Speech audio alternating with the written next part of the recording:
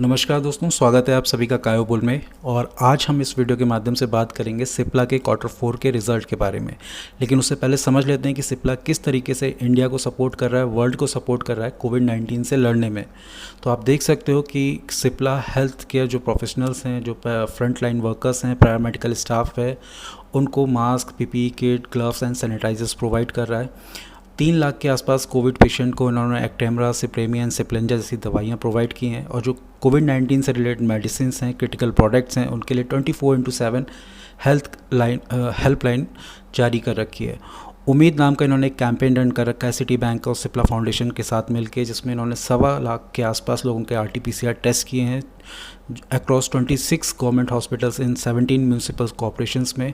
वहीं 1.25 लाख के आसपास प्रोटेक्टिव गैस अब तक इन्होंने प्रोवाइड किए है और 50,000 के से ज़्यादा लोगों को इन्होंने राशन और पैकेट मील्स प्रोवाइड किया हुआ है।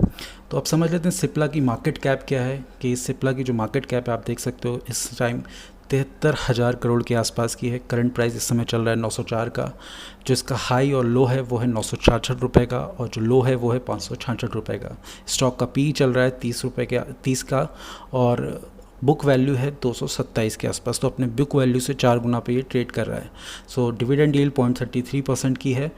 ROC 17.8% का है और ROE 14% का है। सबसे पहले आप समझ लेते हैं स्टैंड अलोन बेसिस पे किस तरीके का रिज़ल्ट कंपनी ने पेश किया है। तो आप देख सकते हो कि ईयर ऑन ईयर बेसिस पे हमें ग्रोथ देखने को मिलती है, but quarter on quarter basis पे आप देख रहे हो कि हमें गिरावट देखने को मिल रही है टोटल रेवेन्यू में। जहाँ टोटल इनकम इस बार की 3,282 करोड़ है इस क्वार्टर, वहीं पिछले क्वार्टर 3,827 करोड़ रुपए थी। So quarter on quarter basis पे हमें गिरावट देखने को मिलती है, but year on year basis पे आप देखोगे तो हमें ग्रोथ देखने को मिल रही है। प्रॉफिट बिफोर टैक्स में भी यही है कि हमें क्वार्टर ऑन क्वार्टर बेसिस पे गिरावट देखने को मिलती है, but year on year basis पे अगर आप देखोगे तो हमें ग्रोथ देखने को मिल रही है। तो अब देख लेते हैं कि जो नेट प्रॉफिट है after tax period of the year के लिए, वो हमें क्वार्टर ऑन क्वार्टर बेसिस पे गिरावट देखने को मिल रही है, but year on year basis पे हमें बढ़त देखने को मिलती है।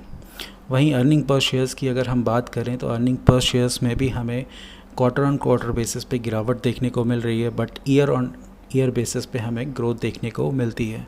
तो कहीं ना कहीं हमें क्वार्टर ऑन क्वार्टर बेसिस पे गिरावट देखने को मिल रही है, लेकिन ईयर ऑन ईयर बेसिस पे कंपनी अच्छा कर रही है। अब समझ लेते हैं कि कंपनी ने कितना डिविडेंड दिया है। तो ये आप देख सकते हो कि कंपनी का जो स्टॉक की फेस वैल्यू है वो 2 रुपये पर इक्विटी शेयर है। तो कंपनी ने यहाँ पे 5 रुपये पर शेयर का डिविडेंड अनाउंस किया है।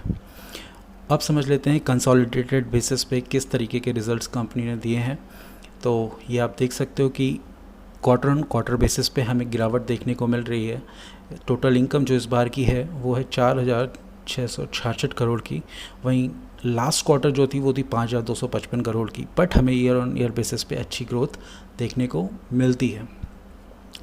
टोटल एक्सपेंसेस जो हैं वो इन लाइन है, उस पर ज़्यादा कुछ चेंजेस नहीं है, बट जो प्रॉफिट बिफोर टैक्स है उसमें भी हमें क्वार्टर ऑन क्वार्टर बेसिस पे गिरावट देखने को मिलती है, but year on year basis पे हमें ग्रोथ देखने को मिलती है।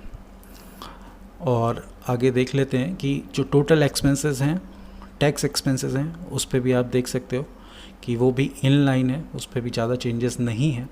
और नेट प्रॉफिट की अगर बात करें तो नेट प्रॉफिट भी हमें क्वार्टर ऑन क्वार्टर बेसिस पे गिरावट देखने को मिल रही है, but year on year basis पे अच्छी खासी ग्रोथ यहाँ पे हमें देखने को मिलती है। सो ईयर ऑन ईयर बेसिस पे कंपनी अच्छा ग्रो कर रही है, अच्छा प्रॉफिट मार्जिन जनरेट कर रही है।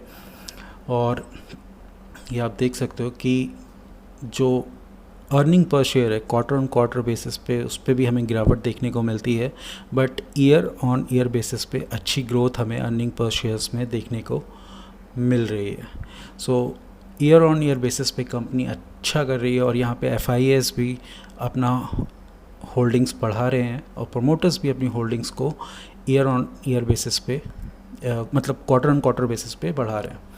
सो अभी आप देख सकते हो कि कंपनी किस तरीके से किस किस कंट्रीज़ में वर्क करती है, इंडिया, साउथ अफ्रीका, यूएस में। और इंडिया में जो ग्रो कर रही है company 6% year on year basis पे ग्रो कर रही है। साउथ अफ्रीका में 10% ईयर ऑन ईयर बेसिस पे ग्रो कर रही है लोकल करेंसी के अकॉर्डिंग।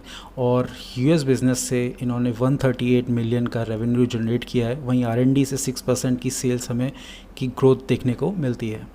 वहीं अगर कंसोलिडेटेड पीएनएल की बात करें तो आप देख सकते हो कि टोटल रेवेन्यू ऑपरेशन से हमें 5% की ईयर ऑन ईयर ग्रोथ देखने को मिलती है क्वार्टर ऑन क्वार्टर बेसिस पे। But overall year on year basis पे 12% की है। बिटा में 22% क्वार्टर ऑन क्वार्टर बेसिस की ईयरली ग्रोथ देखने को मिलती है, बट ओवरऑल ग्रोथ हमें 33% की देखने को मिलती है। तो प्रॉफिट आफ्टर टैक्स जो है वो है हमें ग्रोथ देखने को मिलती है क्वार्टर ऑन क्वार्टर बेसिस पे। जो ईयरली ग्रोथ है वो 68% की है, बट ओवरऑल ग्रोथ जो हमें देखने को मिलती है वो है 56% की। अब ये आप जोग्राफिक जो मतलब कंट्री वाइज आप देख सकते हो कि किस तरीके से अलग अलग कंट्री में अच्छी तरीके से कंपनी ग्रो कर रही है। इंडिया में 4% की क्वार्टर ऑन क्वार्टर बेसिस पे ग्रो कर रही है, but year on year basis पे 15% की ग्रोथ कंपनी शो कर रही है। नॉर्थ अमेरिका में 17% की क्वार्टर ऑन क्वार्टर ग्रोथ है, बट ये overall year on year basis पे 6% की। वहीं साउथ अफ्रीका में भी 14% और 4% की ईयर ऑन ईयर बेसिस पे ग्रोथ देखने को मिल रही है। इमर्जिंग मार्केट और यूरोप में कंपनी अच्छा कर रही है, 26% और 22% की ईयर ऑन ईयर ग्रोथ देखने को मिलती है। अब देख लेते हैं कि लास्ट फ्राइडे कंपनी ने का जो ट्रेड था वो 904 पे फ्राइडे को क्लोज हुआ है।